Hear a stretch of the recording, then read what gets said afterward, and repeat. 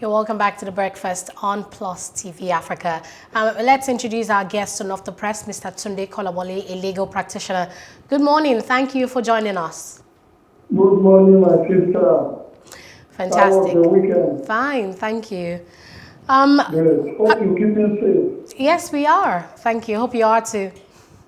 I am trying as much as possible. Okay, so across the newspapers this morning, one story, is the same, and it's a sponsored post by the NUJ, NGE, and NPAN, and it says on the front page of the Punch newspaper, information blackouts. This is what the National Assembly wants to achieve with the NPC and NBC Media Act amendment bills. It's not just against the media, it's about society's right to know, your right to be heard. Other stories on the Punch newspaper, marketers planned 7,000 auto gas stations with 250 billion naira loan. COVID-19 third wave, states run out of vaccine, 9,057 travelers disappear. Kano exhausts 209,502 vaccine doses. Increased surveillance at Aminu Kano Airport. Bed occupancy in Lagos isolation centers increased by 5% in 1 week. That's according to the governor, Sanwo-Olu. NIA gets 4.87 billion naira budgets to track and intercept calls and messages. Southwest governors propose 6 regions, demands local government autonomy and resource control.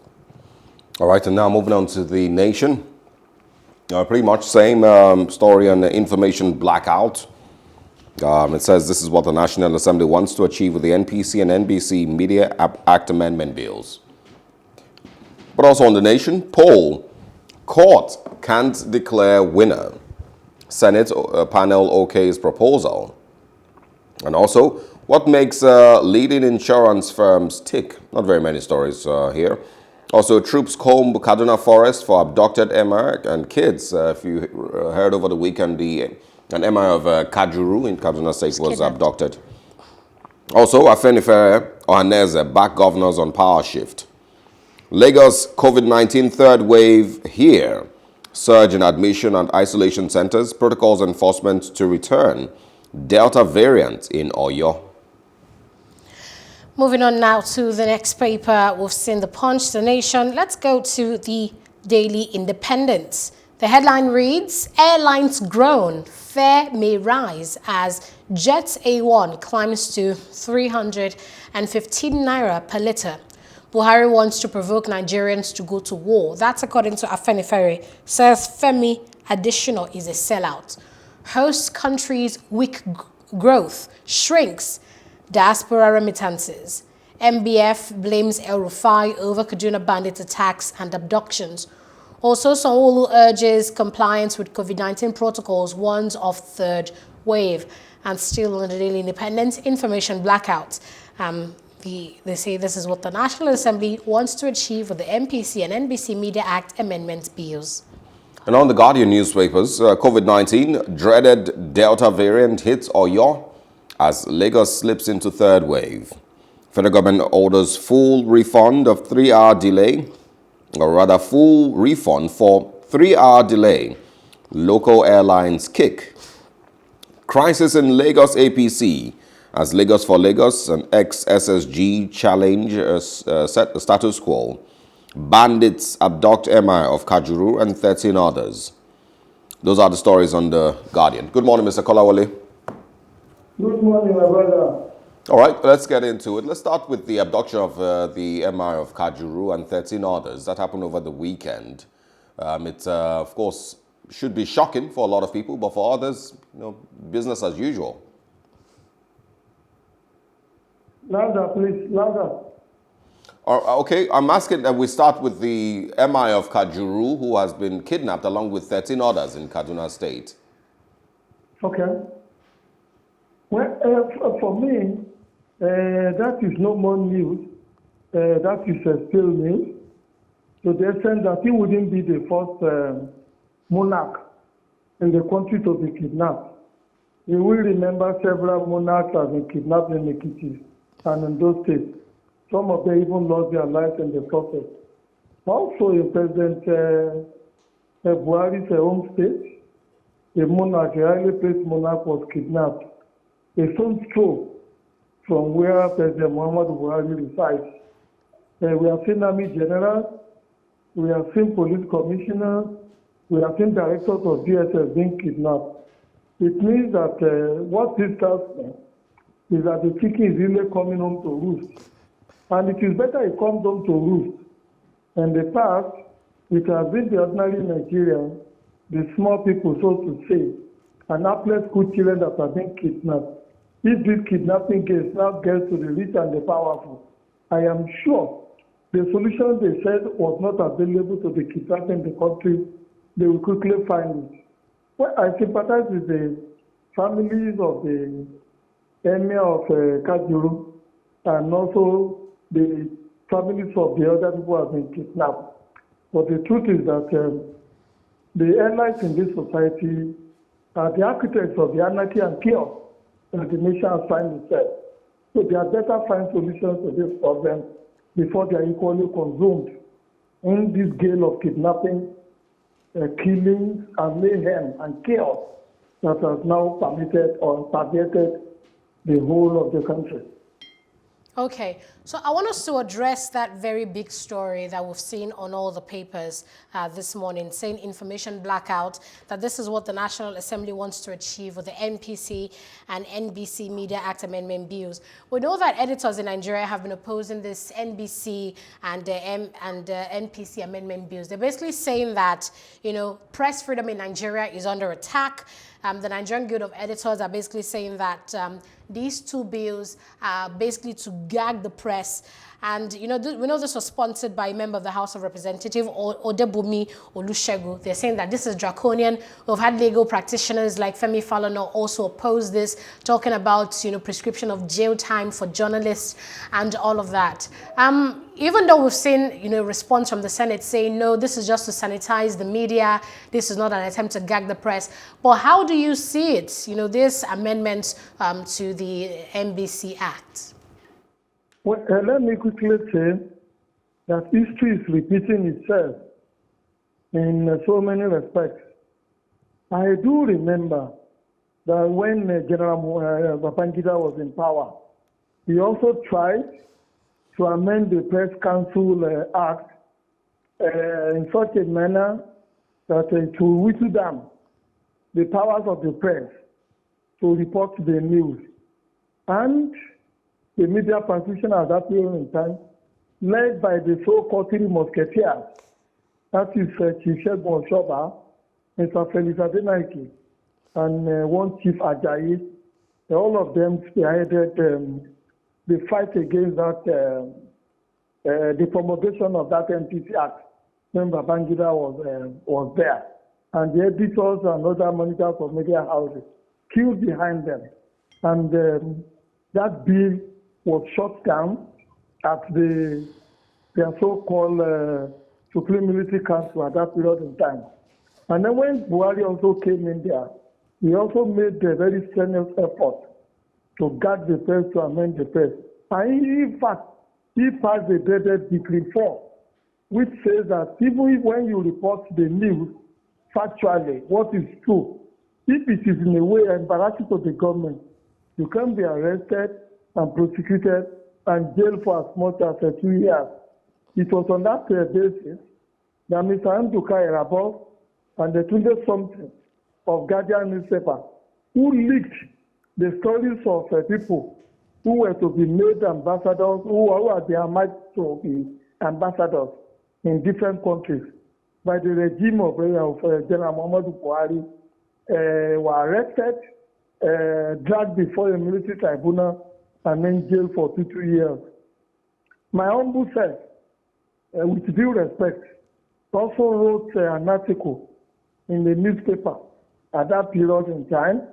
They admonished General Muhammadu Buhari to make sure that he runs a good government, and that the only antidote to insecurity, to his ability or his intention to stay long in power, is to run a good government. He misunderstood my article, and I was picked up and from one prison, one police station to one prison to the other, until I was finally dumped at the SS headquarters at Ikoyi, and finally at the Kirikiri prison, where I spent several months. All appeals to him by different people at that period of time to release me, because I was just a youth copper. At the age of 24, I was serving with the Nigerian Tribune in Ibadan when I wrote that newspaper, which General Buhari considered offensive and tossed me in prison. It was when his government was overthrown by Babangida that I was released. So, if General Buhari is, or if the present government, under the auspices of Alhaji Lai Mohammed, who incidentally himself is a journalist and also a lawyer, are also bringing this kind of a bill to the National Assembly to be passed into law, it could be said that even though the hand or the voice may be that of Ishao, the voice really is that of his brother, so to say. So we are merely repeating, and we are merely seeing what has happened in the past. And it's beyond for us as journalists, as responsible citizens, who are entitled to pass out information, to receive information, to stand up to the National Assembly and make sure that they don't pass these proposed bills or amendments of the MPC and the NBC Act doesn't become a law in this country. This becomes a law, we will all be doomed for it. But let me say that we media men or we journalists are even lucky today that we have the social media. If there had been no social media, the situation would have been worse than this by now. You remember in those days, when the media has published anything that is not palatable to the ears of the people in government, what they merely do is to take soldiers and policemen to the houses of those media outfits, and they put them under lock and key, and they put the key in their pockets and walk away, throwing people into unemployment, destroying the livelihood and investments of the people. But with the advent of the mass, with the social media, that has become almost difficult for them. I am convinced that the Nigerian media will win this war again. We have won it before, and we are going to win it again. There has been no government, go and check, all over the world that has ever fought the press, that have ever won the war. And in the words of Abraham Lincoln, I want to end my commentary or conversation with what Abraham Lincoln said, that it is better to have the newspaper than to have a government that is irresponsible to the yearnings of the people. All right. Quickly also share your thoughts on the third wave of COVID-19 that, of course, has been announced in Lagos, or your state also has mentioned the Delta variant has also been found there. Do you think that we maybe had relaxed on COVID-19 protocols and, we should do better? Absolutely. We have never even taken it serious since the virus broke out, since the pandemic broke out. Almost, you could say, about 75% of Nigerians don't believe that COVID really existed and it is a serious pandemic that we ought to treat it all the attention that it deserves. For most people, they think it's a Caucasian or a white man disease. For some people, they say it's a rich people's disease. For other people, they think that we, black people, in the kind of climate that we are immune to COVID-19. Such that when people were asked to wear face masks, they turn it to a chain mask just to avoid being arrested or apprehended or prosecuted or cautioned by the security people. But the truth of the matter is that very rich people in this country, people really have the means to take very good care of their health. They are falling to this COVID-19. You remember Ajimobi, the former governor of Oyo State, remember Bolu Akinelubade, and you remember Burundi Kasamu.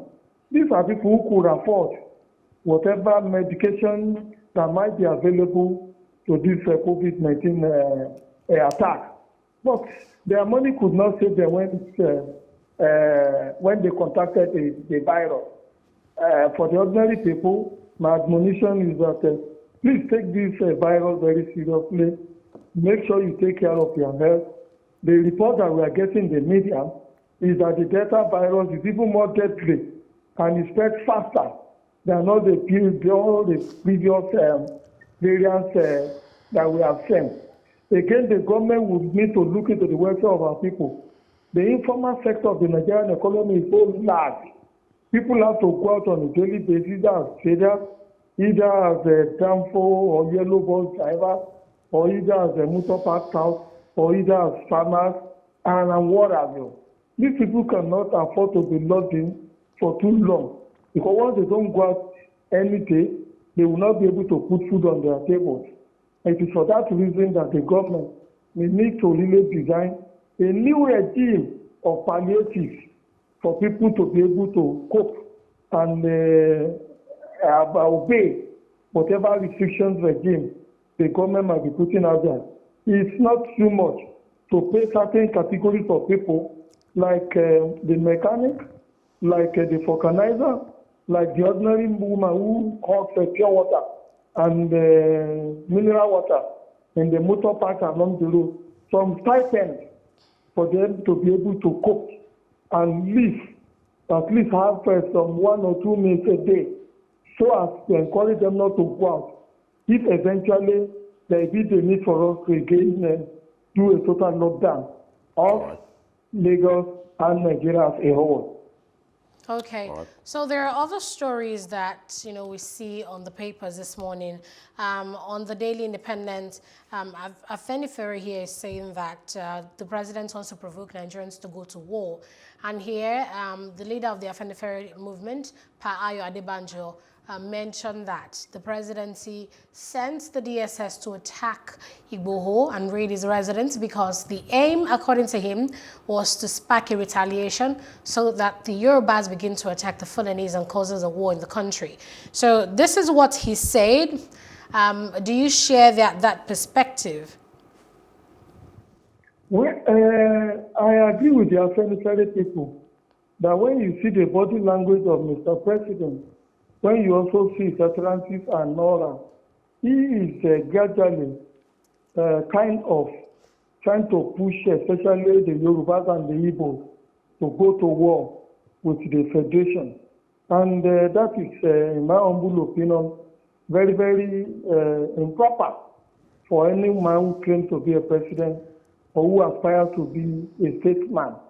Look at, about a week ago or thereabout, the president was commending the service chiefs for the job well done, that they have been able to keep Nigeria warm.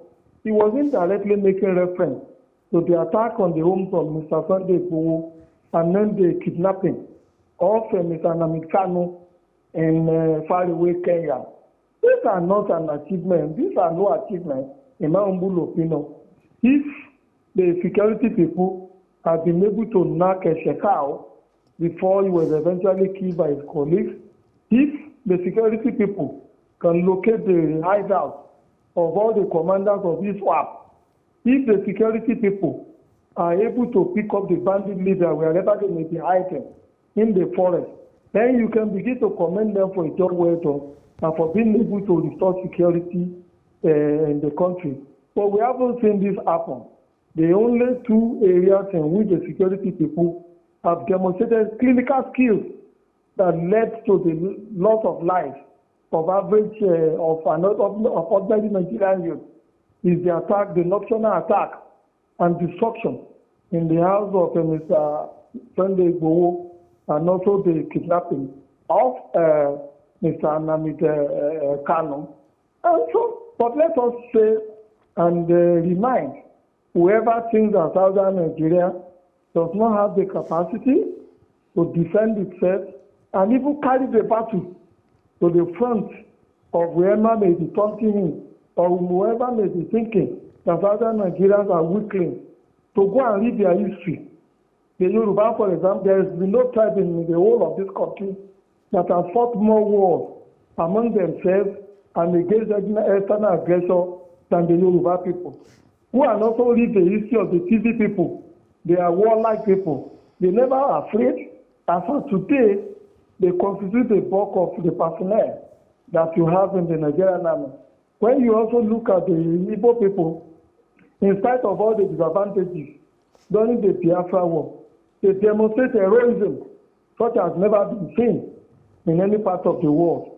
Their scientific achievement within that short space of time will also show that when they are pushed to the wall, they will pick the gauntlet and discharge their historical responsibility of defending their men, women, and children against any external aggressor.